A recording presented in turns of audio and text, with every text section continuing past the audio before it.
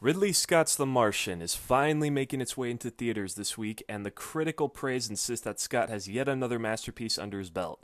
But did you know that 10 years ago there was another masterpiece that Scott had made? That you probably didn't because the general public didn't see it either. But now that's available on home video and digital, people can finally see it for the great piece of cinema that it is. The film is 2005's Kingdom of Heaven, the director's cut. Make no mistake, specifically the director's cut. Welcome to Debt to Cinema. I'm Stephen Maltmanex. And I'm Brian Gillis. Like most people, we love going to the theater and catching the latest releases. However, sadly, put a big dent in your wallet. Fortunately, living in the digital age makes the viewing possibilities endless from the comforts of home. Many of these films that you can see right from your couch, we're ashamed to say we miss, despite labeling ourselves cinephiles. Now, there is no spoiler policy here on Debt to Cinema. We are free to discuss any plot point we feel is worth mentioning. Now, that may not matter to everyone, but if you really want to see this week's picks on Sullied, then you've been warned. Regardless, we hope you follow us as we each cross off titles that occupy our list of shame. It can be an all-time essential classic, or an underrated piece of cinema that's worth giving a shot. Hell, it might just be some trashy film we want the other's opinion on. So sit tight and join us as we pay off our debts, $1 at a time. Holiness is in right action, and courage on behalf of those who cannot defend themselves. What could a king ask of a man like me? A better world than has ever been seen.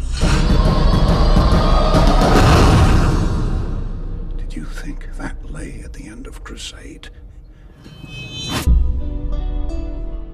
Kingdom of Heaven, director's cut. Or for you, the... What's it called? The Roadshow edition? The Roadshow. It's always been the director's cut. I don't know. The Blu-ray has it differentiated like that, where it's Roadshow and then the director's cut. Oh, so you have the Ultimate Edition. Yeah, I don't know why they have it separated like that for the Blu-ray. It seems like a It waste makes of sense. space, but No, not really. I mean, it probably uses the same video track. It adds in those extra 3 markers. yeah, probably, yeah. Because I mean, it was long enough for me that I probably would have got really taken out if there were an overture, intermission, and what's the third thing that happens? There's no exit music. It's just the credits. But I mean, that works better for me, honestly. Because I didn't find this out till way later. You told me that you're not big on those old Hollywood epics. Yeah. I love those openings like that, just where you have a black screen and you just hear the music.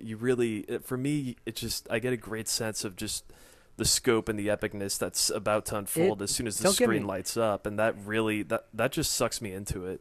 Don't get me wrong, it's not a bad thing. Yeah. It's just, it makes more sense to me if it's a musical. And I still don't even like it. Like West Side Story, it starts with the overture, and it's like, well, I just heard every song now. Like, that's all overture is. It's like, it's every song in a little tidbit form. Yeah, I mean, it's different for some movies. Like, you just get like certain pieces of the score for epics like this or Ben-Hur. 2001. It's not. It just kind of gets. It kind of pulls you in and gets you into that mood right away. That's not a movie I necessarily think about. That's not as good of example since most of the score in that is an original. So yeah, but it kind of works as far as just sucking you in. You just see the blackness of the screen, and then the first shot is space. Well, I mean, did it work for you here? It sucks you in. Oh yeah, the no. first For shot me, is Charlie Sheen. Martin Sheen. Martin Sheen. My bad. His brother. You're talking about Michael Sheen. Michael Sheen, yeah. Sorry. No, it starts with the Fox logo and all that after everything. Well, I mean, like the first real thing on screen is him and the grave diggers. Well, actually, I take that back. It's the body. It's the text and then the wide shot, and then let's not get into that. It worked for me, like as far as getting that old fashioned feel. That's not literally the first thing that you see, but Speaking of that, I can't help but talk about this without comparing it. This isn't the reason I'm not going to say that the reason I love this movie is just because there's a better cut out there, but right away, if you had seen the theatrical cut, the differences would just be alarmingly clear. Like, I was right wondering, away, because I didn't think this was a bad movie, and it seems like most critics agree that the director's cut is a fine movie. So I want to know how bad the theatrical is. You've seen it, right? Yeah, no, that was the first one I saw. And, to be clear, I've always at least liked the theatrical, just on a very basic level. Like, it's a really good-looking spectacle. The battle scenes, they still look great, but it's a really empty film. And just to give you an idea, it starts with Liam Neeson and his knights. They're just riding through town. They just come into town, say, we need a blacksmith. That's where it starts? They just ride through town. and then they stop at the blacksmith shop. That this is like within like the first 3 minutes. So you have none and then of the dead wife stuff. You do that, but you don't have like it's basically that's his wife. You know that she killed herself, and then Liam Neeson just shows up and says, "Oh, by the way, you're my bastard," and that's kind of it. But you're missing like a large chunk of like 15 minutes. Where, Michael Sheen it's not being even, all Machiavellian and Iago. Who's just a random priest, by the way, that he ends up killing in the theatrical cut. Like that's it. It's never clear that that's his brother. So right away, that doesn't make any sense whatsoever. Like. The changes in the theatrical cut and the director's cut, it's mainly stuff that has to do with character. Yeah, it's like motivation and backstory and reasons why they do certain things, which I'm guessing mostly means Orlando Bloom. Yeah, I mean, it's like the plot points still sort of, they stitch together, although the big thing that was missing was the stuff with Sibylla's son. But which makes even less sense, because then in the theatrical cut, she just becomes super depressed for no reason whatsoever. Like, it's really just... It feels weird on a character standpoint, but that was the mandate at the time, was that the studio wanted it cut short because no one was willing to release a 3-hour epic, much less in the way that it is in the Roadshow cut. Let's backtrack. Last week, you asked me why I picked High Noon. Why did you pick this? Why did you want me to see this? Well, I thought first off, the main reason why, and I told you this I know upfront, why was you because, wanted to see it on your TV. Is because I'm leaving soon and I have the Blu-ray, and I'm like, I need an excuse to watch this. So that's my selfish reason of doing it. But also, like, honestly, I mean, this to me is one of my favorite movies. Like, as it might even be my favorite Ridley Scott movie. Now, I know that that's a bold statement, but it really is, and I'll get into why later. But it's just... It's a movie that I try to get people to see because they remember the theatrical cut when they came out and that it wasn't that good. And, I mean, the director's cut, it's clearly a much, much better film. And I think it's just truly a great epic, and I think it's just worth exposing to as many people as possible to see it if... clearly the old historical epics are not your thing, but I think it's not... I mean, there's a lot of reasons that I will get into where I just think... There is so much to talk about, just as far as characters, as also the, just it being a Ridley Scott epic, you can appreciate the technical, and also just the conflict itself, which is, the Crusades, which is absolutely fascinating and still relevant. Mm-hmm. Like, this is still a conflict that's happening, and, it's not like the movie presents it in a very clear, like, oh, good guys, bad guys way. It just, it's really ridiculous why this is happening in the first place. I mean, it's pretty funny. Right now, it's I just came back from dinner, as I was telling you before we started recording. The dinner I was at was in a sukkah, which is part of the Jewish high holiday of Sukkot, which is like the year just started, and with the holiday kind of it's more of like a festival type thing. It lasts like 7 days, and it represents like during Exodus when people would make huts, and it was just like goodwill. Everyone was allowed to come to your shelter, and like you were like a good host. You fed them, you gave them drink, whatever. And so like that's the idea. It's like you're allowed to go to anyone in the neighborhood. Like you don't even need to know them, and you can stop by and get food. So I'm at that meal tonight, having just seen this 3.5-hour movie, and like for some reason someone asked me like, oh, what did you study or whatever. And I mentioned, oh yeah, I have a podcast. I'm actually doing an episode tonight. They're like, oh yeah, what's it about? And I was like, well, actually, it's about the Crusades in Jerusalem. And they're like, that's ironic. And I had to tell them, I was like, not really. Like, I'm with you. I do really like the stance that Ridley Scott took in this movie, because even not only just on opposite sides of the spectrums, like the actual Crusaders and the Muslims, but also more in particular, Orlando Bloom's character. The Baron of Ibelin, yeah, like really great character, and like his motivations and why he's doing things, and like I explained that to him at dinner. I was like, it's not a religious movie at all. It's about the city of Jerusalem and about the people, and like that's what he fights for. It's not about the stones. Like there's that speech he gives, which I hope is in the theatrical cut, when he's getting the troops ready before they're being attacked. And he's he repeats the Liam Neeson speech. Like that's not that one. The one he's like, we're battling, before the Jews built the temple that was tore down by the Romans, and the mosque that still stands there, and then this, and he's like just kind of talking about the geography of where they are, and he's like, that's not what it's about. This was a conflict that happened 100 years before we were here, and it was something that affected them 100 years before they were born. This has nothing to do with us. This is about us now.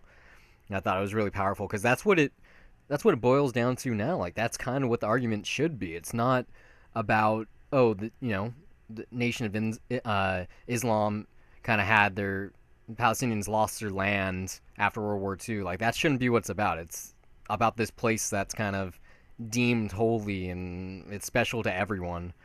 Well, I don't know. That's a much bigger conversation, but I think the movie did it really, really well. Like, it's not preachy. It's not religious at all. Absolutely. I mean, that's it. It's just, it doesn't beat you over the head with it. And there's really, it's funny because it hits the nail on the head when Salahuddin, just answers what Jerusalem is worth. Everything and nothing. Like, no, he does it the other way around. He says nothing, and then he walks like a couple more steps. And he's like, and then he just kind of smiles. Yeah. I liked that bishop during the battle. At the end, he's like, okay, the terms are that everyone's going to have to convert to Islam, and we'll do it, and then we'll repent after. And Orlando Bloom turns to him, he's like, I've learned so much about religion from you. Yeah, no, which, I mean, I just thinking back on that scene when David Thewlis' character, I don't know. I love him in this movie. Yeah, it's hospitality. I mean, the moment that, like, that really sticks with me is when he specifically says, like, Orlando Bloom talks about how he's lost his religion. He's like, well, religion is stupid. I'm paraphrasing here. Yeah. He doesn't. But that's Bernie basically Bush what he says. Like, yeah, people doing it for no reason. What matters is what you do in your head and in your heart. I mean, that, that just sums up, like, what the values of, like, because, I mean, you grew up, I'm guessing, I don't know how deeply Jewish you are. But, No. I have clearly culturally. I had a secular upbringing. I still am to this day. I've taken like a class or two of Sunday school.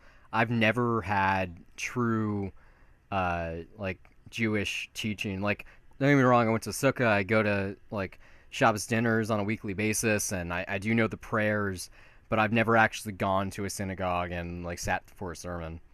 Yeah, but I mean, well, just my point that I'm getting at is that is my thing, is like, I can't, every time, there's just some complaint about how religion is stupid and just shouldn't exist, I think back, like, I wasn't deeply rooted into it, but there was like a period of my life where I would go because I think my parents just wanted us to go. Whipped into you. And the way that I remember is just all it is just stories about being good and doing the right thing. Yeah, because if you do X, Y, and Z, you'll get into heaven. If you don't, then you're going to hell.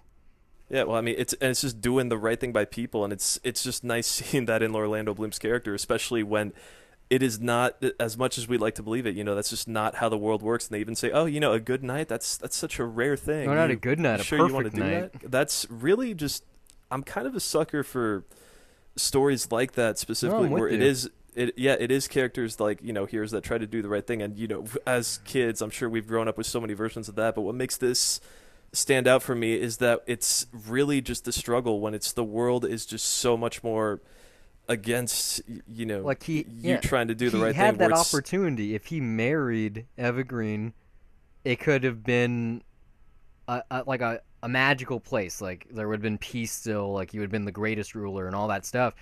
But he didn't. It would have been peace based on. Well, it wasn't even just that. Like, they would have slaughtered how many people? Just executed him. Like, that's why there's that pivotal scene. Like, the first thing you see when he gets to Jerusalem is like 2 or 3 Templars being hung, and so he didn't want that to happen on account of his rise of power. Like, he wasn't selfish. He didn't want to be a king. I think most people, especially when this came out, Orlando Bloom was mainly thought of as a movie star. He was that guy that was in Lord of the Rings and Pirates. Well, but Troy came out like a couple months before this entered production. That too, even though, that was an important role then, but it wasn't his role. I still think, I mean, he's he's a lesser character than that, even though Paris is the reason why the Battle of Troy even existed anyway. But I saw some real favorable stuff between that film and this one, even though that's Greek mythology and this is more historical and that it's the Crusades, but like there's pretty similar territory there, especially with the battle sequences and kind of the epic nature to it. I do think here especially, like, I mean, it shows him like he's got a lot more. I thought he was good. A lot more talent as an actor here. I mean, just Definitely. especially in the opening, there's a lot more going on there. I mean, just pretty much in all the performances. Like, we talked about Michael Sheen earlier. Yeah, which, by the way, I love Michael Sheen in the beginning. Just how he's just such a dick, and yet at the same time he seems like he seems like he really genuinely cares. But he's still a dick at the same time. He has that Iago presence to him from Othello. Like, it's the kind of villain that you love to hate. Like the way he schemes and Machiavelli. Like, it's pretty much every villain here. He does it so good. No, not really. Like when you have Guy. Like pretty much every villain chews up the scenery. Yeah, like I love that scene. I don't like him at all. Like I love how he like played over top. How he was just like, I'm Guy de Lusignan. Remember that name? He goes up and just gives him his stick right there. He's just like, oh, keep it. You'll need this to whip your horses with. Yeah, that was such a great. When comeback. I saw that guy, all I could picture was, oh yeah, you're the bad guy from Triple X. That's all I could see. Was he? Yeah, yeah, that's the Russian dude. I mean, most I love people the moment in this when are in a lot of stuff. You got like Jeremy Irons, and you got three it's people from Game of Thrones. It's a great cast. I mean, I gotta say, the moment that I really love with Guy is when the messenger comes up to him and is like, "Yeah, surrender the sister and the city of Jerusalem." What do you say? This. I say this. Yeah, it's just like. Just what a pompous ass, man! And fucking Brennan Gleeson just walking around that jail cell, just hopping on walls and shit. I don't know. I mean, it's just villains, bad guys like that chew up the scenery. It's always good fun.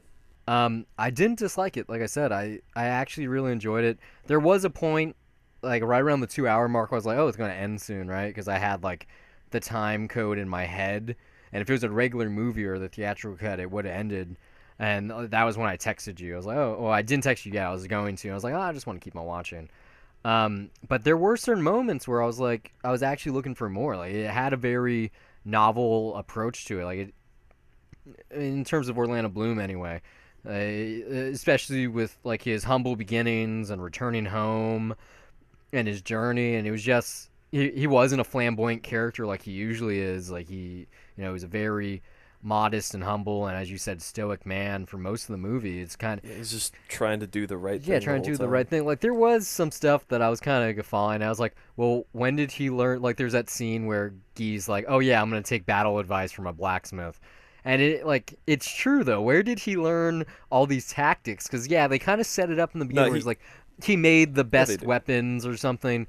But they did not do that in the theatrical cut, by the way. I watched like the first 5 minutes of that just to see what it was like, and it was already. They barely not said, like, Michael Sheen's just like, oh, he's made these great things, and he's like, oh, I've had some horse fighting, but like, how'd he know like all these tactics and what wall they're gonna breach and all kinds of stuff? But like, that was nitpicking. I didn't really mind because I was interested in the story. I thought that he was knowledgeable enough, like that he he could definitely be knowledgeable.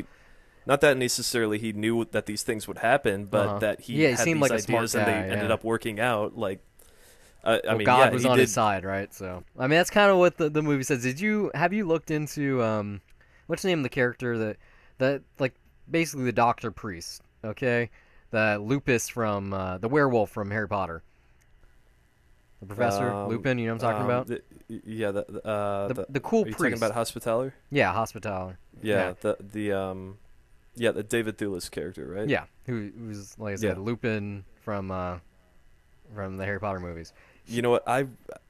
I go on because I think I know what you're gonna say, but yeah, I was reading some stuff right before we started recording.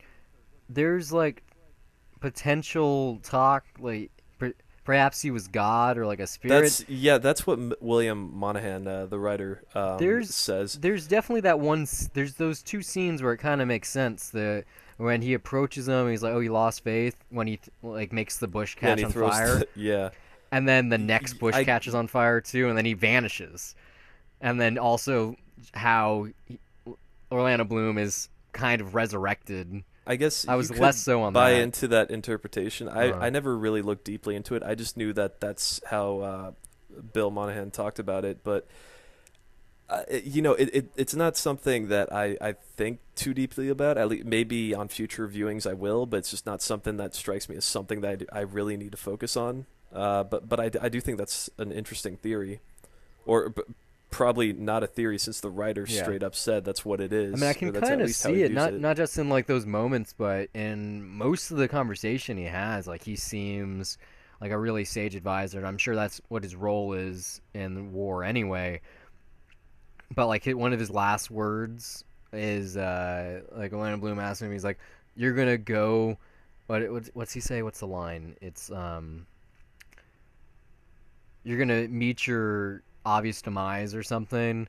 Or wait, no, what is it? He's like, "You're gonna march surely to your death," and he's like, "Death is always sure in life." That's not the exact word. That's basically what he says. And I was like, "Oh man, that's good." I was just thinking back, like, on that God interpretation. I remember that like that scene out there when he throws the rock at the bush, and the way that it ends is just a gust of wind hits a horse, and then it just kind of jumps up for no reason, and then cuts away. Horse, I was just thinking, like, I remember thinking, yeah, that was there, I guess, for some reason. But yeah, now I'm thinking maybe that was it. Maybe. I mean, it's just one of those things that you read on the internet. Like, who knows? Yeah. Well, that's something where I should probably, I'll probably hear more about that, but I don't know, that interpretation just never, it doesn't interest me yet. That's all I'll say about that. So you said you were gonna bring something to this. You were gonna get into why. I kind of sort of did. I mean, like, we really got into the conflict, which, I mean, that is, I think as far reason? As that's a big part of it. I love the what I can talk about, just because it felt different on this viewing, but like nowadays I think just we obviously we're more conscious of seeing stronger female characters, and when they're not necessarily portrayed that way, and with Sibylla, Eva Green's character, I don't know. I don't think it's that. I don't want to say it's sexist, but like it's very obvious that when they first meet, they just kind of look at each other and fall in love by fucking each other's eyes. They're gonna fuck each other. Or, I mean but then at the end, like I thought about it, it's like, well, it doesn't really strike me as a romance. It's just more, it's straight up lust. Like, well, I still find she obviously has political pinings. Like, everything she does, it's about power. Like, she has that line where it's like, my grandfather 100 years ago, it took this city, and I'm never gonna lose it, or whatever. And through her actions, especially with her son and with Guy, and it's pretty obvious what kind of motivations her character has. And even still, in her final scene, you're not exactly sure. But I don't know. I like, it's pretty dark. Did you know that was Edward Norton that played the king? Under the Mask? Yeah. Yeah. I didn't know that. Absolutely. I didn't spot the voice. Not the first time. Okay, not the first time I saw it, seen it but a couple times. After a while, yeah. I wasn't looking for a voice. I was like, "Who is that?" Like, and when they took off his mask, I was like, "Oh, maybe we'll see." And I was like, "No, they really fucked up his leprosy." Yeah. Did you catch that really cool visual effect when Eva Green's cutting her hair? When she's cutting her hair. Yeah, and like that, because the mirror is obscured. And then it's kind of so like, obvious. No, you can't miss that effect. Whatever. Like, it's very clear. Like, the mirror was so obscured, unsubtle. and it's a very dark scene. But I was like, wow, that's pretty cool. That's really good. Whatchamacallit? Yeah, like, it's visual metaphor. It's kind of weird because most of these characters, they're not very. That's another thing I love, which I kind of got to with, but I don't. I love that not everyone is necessarily black and white. Like everyone is morally complex, even though just to throw out an example, like Michael Sheen's character, just obviously a pompous ass, but like at points I swear he's being genuine, that he genuinely wants to help his brother out. I don't see that. No, I think he sees that it benefits him, but I do think also that is his brother. Like on some level, he still does care. Well, what about him telling the gravedigger to cut her head off, stealing her crucifix, wearing it? Like, his actions definitely don't make up for any things that could be perceived as being brotherly. Yeah, but that's seen as Christian law, which even they say the law can go too far. The what was it like? The whoever's above the priest, he was talking to him. He was like, "Oh yeah, you didn't have the head cut off, did you?" He was like, "Oh no." It's like, "Yeah, the bishop." And he's like, "Okay, good. Sometimes the law can go too far." So I mean, I don't know if he's being a dick, but you could also argue he's doing what he believes is right based on Christian law. I don't think so. I think he's 100% a dick. I think he's a priest for the power that that be, not that is, but the power that he gets from his priesthood, and which is kind of um, not replicated, but is echoed throughout the film in Jerusalem. Like most of the people that are there, you obviously have the people that are living the Jerusalem dream. You know, they're going to this new place, this new world, having that chance to start over. Like it doesn't matter what you are from where you're from. When you get here, you're a new man, and they all do that, except if you're a priest, because then you're looking for one way through channeling God's power or the message of God or his being. Like they all, because God wills it. Like when they're like, what is it? How are you gonna say that we're gonna, like, that's blasphemy? How are we gonna lose a battle when we're wearing the crucifix? Like all that shit, which is definitely Yeah, how like they all the felt. stuff of like, yeah, and I don't know what character that is, the guy that's on Gee's side, one Yeah. of the Templars.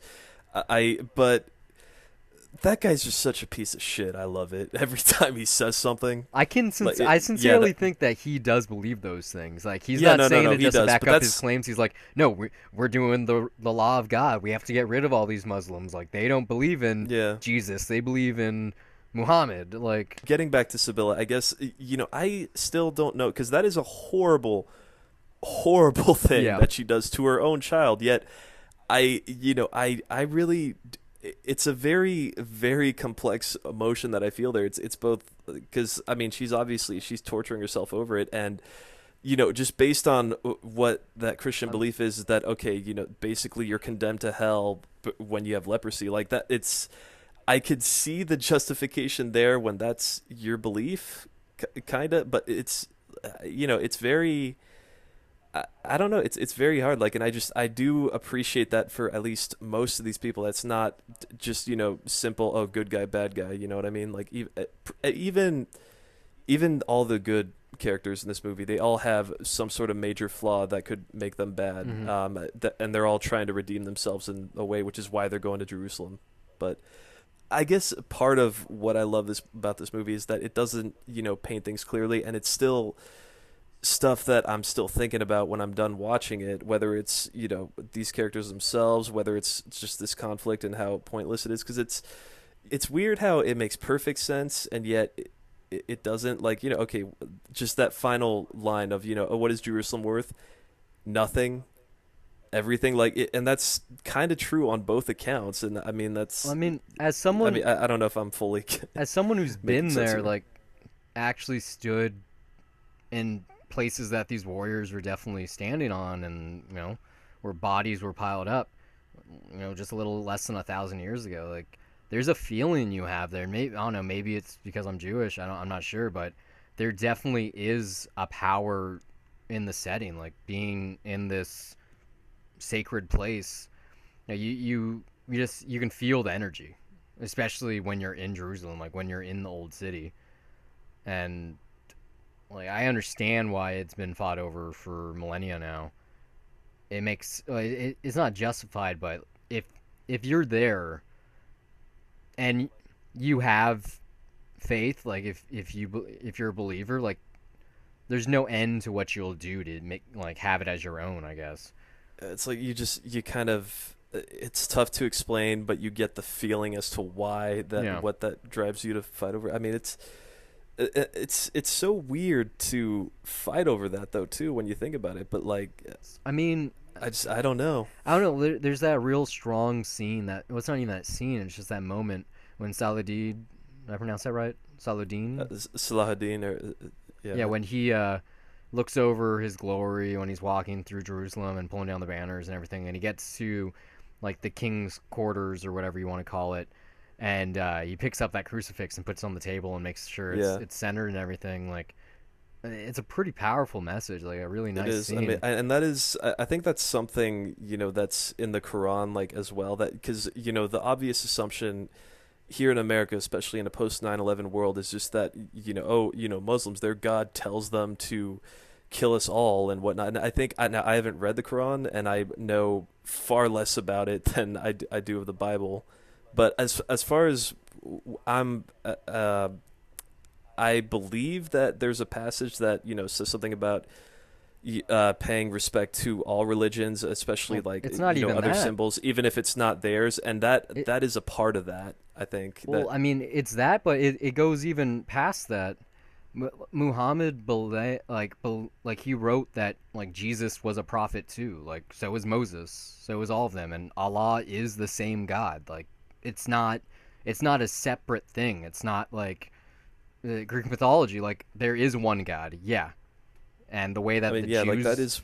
Jews don't believe that Jesus was the Messiah is the same way that the Muslims don't. Like it's a singular thing, and everyone believes their own thing, but it is the same God, it is the same plan, it is the same belief system. It just has its differences. Yeah, I mean, that is what I really I appreciate about that moment, because that's how I took it, was that it's a respect for someone else's religion, even if it's not their own. Uh, yeah, but I mean, God, it's just really, as far as I guess, why a big part of why I love this movie. Maybe it's just I don't get that feeling from other movies that make me think about religion in general and why people will fight over it in the same way.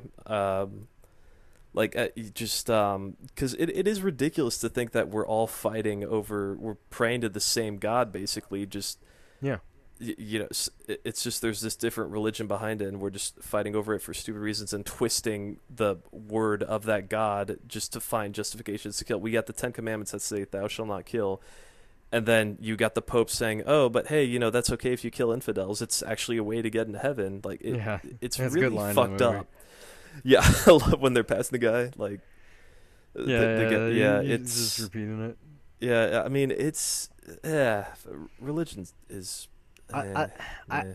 I think this movie would have. I mean, it wouldn't work in today's Hollywood, and it works as an epic. But it could have almost worked as much better as like a trilogy. Like the first movie, you have Orlando Bloom, blacksmith, and his wife dies, and then Liam Neeson comes to town and trains him, and then Liam Neeson dies, and he makes him, a baron.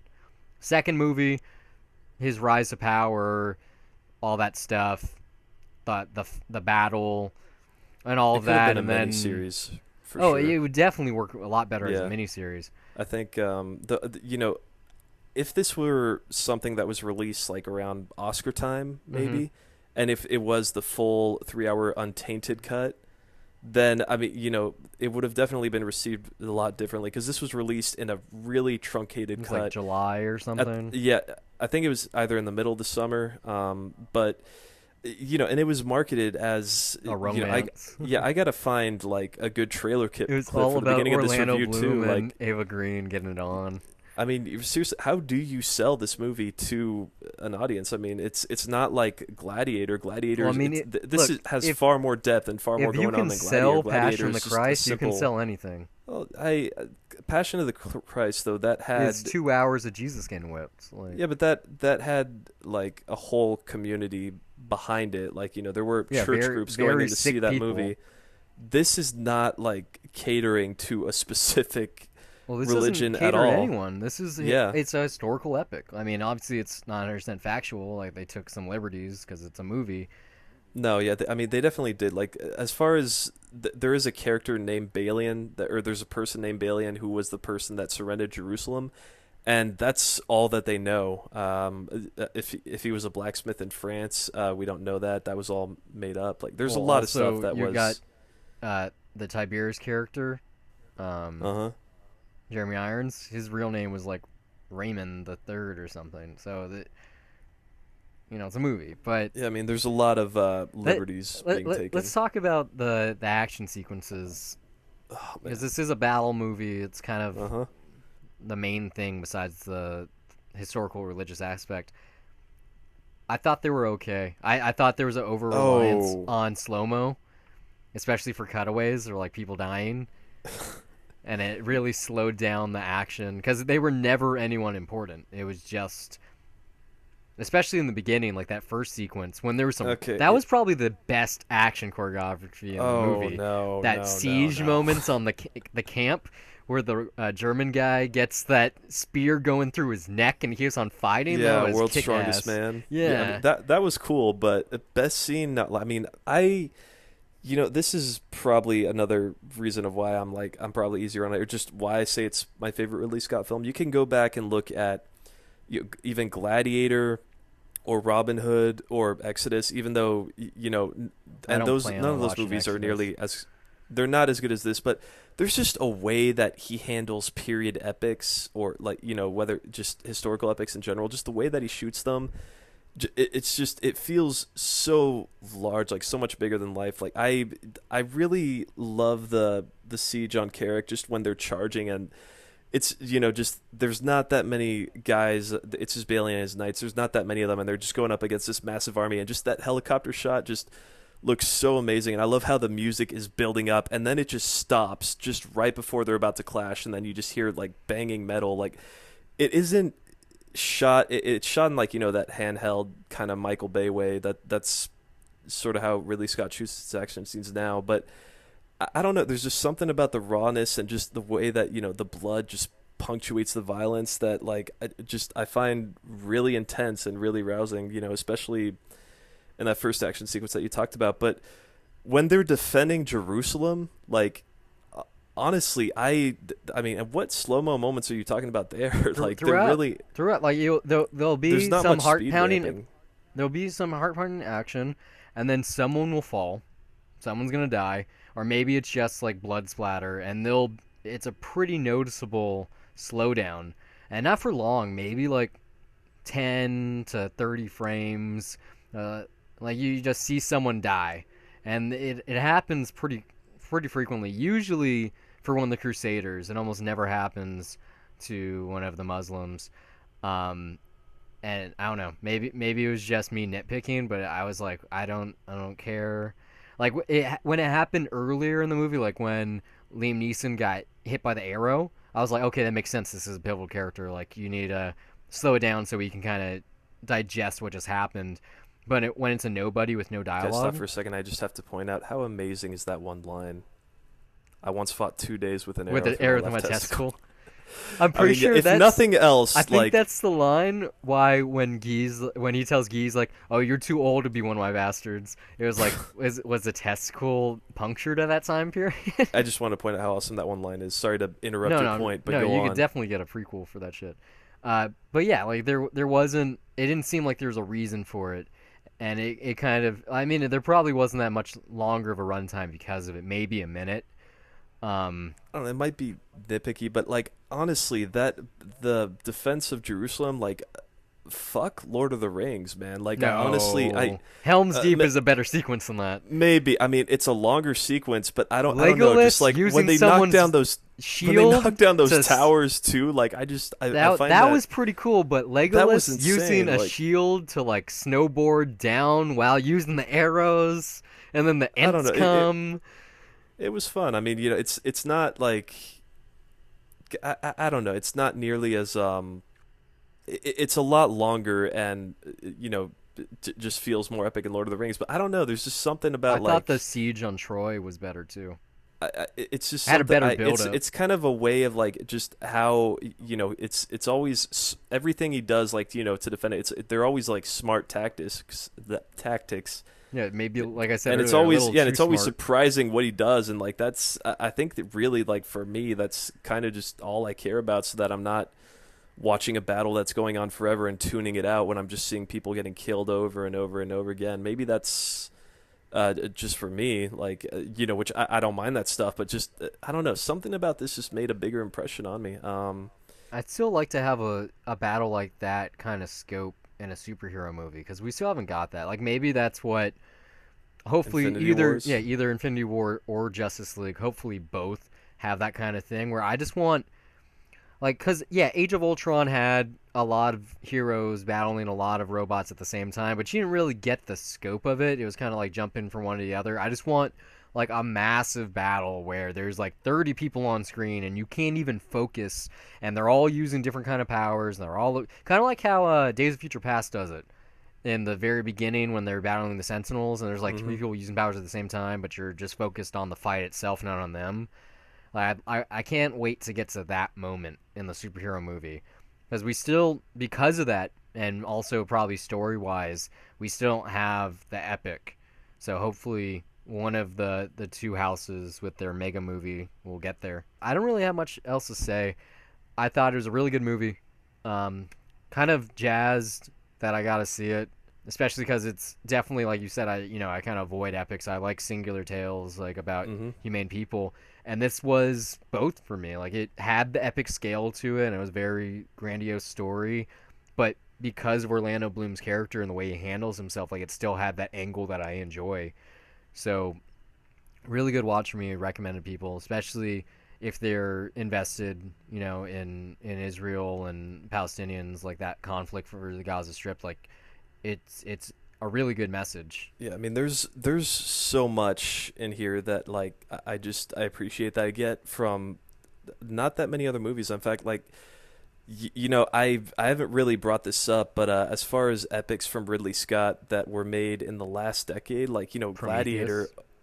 No, historical epics. Like Gladiator, is that one that is just considered a classic by everybody that they love, and it's not really I like an epic, it, but yeah, I really like it. I mean, I think it's a fun action movie, but it's the just quotes, a revenge man. story. It's the quotes. It's like the what, "Are you not entertained?" quote. Come on, that scene, that moment is really powerful. Plus, it's Russell Crowe's like best role. Honestly, I'm much more. I prefer that quote about Liam Neeson fighting 2 days with an arrow through his left testicle. It's not the same though. Not okay, yeah, but that speech where he's knighting Orlando Bloom, and so you don't and then forget just how that ties in. And I mean, there's just so many like little just snarky lines in there. Like, I love that moment from Guy where he just like says like an asshole, "You sit at my table," like. Let anyone and then sit I don't know. Here. I can't digest when yeah. you sit here at my I am table. finicky about company. Like and even I guess the stuff from Brendan Gleeson, not... there's so many lines I love. They're just not memorable because not enough people have seen this movie. Like, I mean, I guess I shouldn't be surprised because Gladiator, that's the easier film. It's just a straightforward revenge story. Gladiator won Best Picture. Yeah, it was very, even if it hadn't, it was just a really iconic movie at the time, and even still. I don't feel it holds up as well. Well, no, I agree. Like, I saw it not too long ago. I think I saw it like 2 years ago or so. Like the Gladiator sequences are still just as cool, but Joaquin Phoenix, I never really cared for his role, and it's even kind of further off now. But yeah, I'm with you. Like, there's some weird stuff in that movie, especially with like the dream sequences and I want to get my son back and all that. But no, like it's such a good. It's like the ultimate redemption tale. Like, it's better than Unforgiven. Sure, I guess I could see that. It's just I guess I'm comparing it unfavorably to this, which for me as high as I hold Kingdom of Heaven is probably not fair, but I really just kind of love that this movie exists. Like, I mean, because you think about it, even today it's still insane to make a 3-hour epic that's $150 million. Yeah, and there's still no way that I can see to make it like just market it to a mass audience other than just throw Orlando Bloom's face on every single poster and hope that they don't the girls make that are them crazy anymore. into him at the time. I mean, because of Harry Potter 7, they stopped making a 3-hour movie. That was the one that stopped it. Like, think about it. Deathly Hallows could have easily been a 3-hour movie.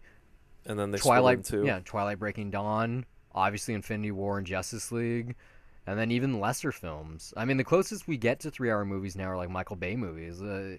Age of Extinction was like 2 hours and 45 minutes or something like that. Yeah, something like that. So that's you really need like a A-list director, and Ridley Scott is one. Yes, you need someone that has the name. You have to have the ensemble cast.